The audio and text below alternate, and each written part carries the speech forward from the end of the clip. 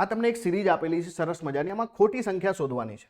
તો જો 0, 1, 7, 19, 36, 61 અને 91 છે. હવે તમે અહીંયા ગેપ કરશો તો આ 1 નો ગેપ મળશે, આ જે છે ગેપ કરશો તો કેટલો મળશે? 6 નો ગેપ મળશે. આ ગેપ કરશો તો કેટલો ગેપ મળશે ભાઈ? તો 19 માંથી 7 એટલે અહીંયા જે છે 12 નો ગેપ મળશે. અહીંયા ગેપ કરશો તો કેટલો મળશે કે ભાઈ 16 માંથી જે છે ને, તો આ જે છે 16 ને 17 નો ગેપ મળશે. અહીંયા જે છે ગેપ કરશો તો કેટલો મળશે?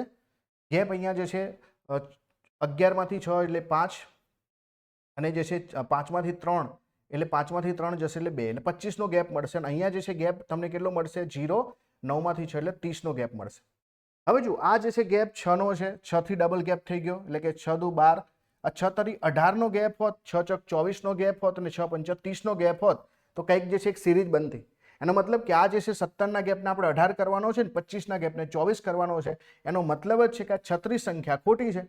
36 ના બદલે જે છે અહીંયા સંખ્યા જે છે 37 હોત તો બંને ગેપ આપણા સમાન થઈ જતા. એટલા માટે ખોટી સંખ્યા કઈ છે? 36 સંખ્યા ખોટી છે. બાકી જુઓ તમે 6, 6, 6, 6 નો ગેપ જે છે બનતો જાય છે. એટલા માટે સંખ્યા ખોટી કઈ છે? તો ખોટી સંખ્યા છે 36. ક્લિયર? 36 સંખ્યા અહીંયા ખોટી છે.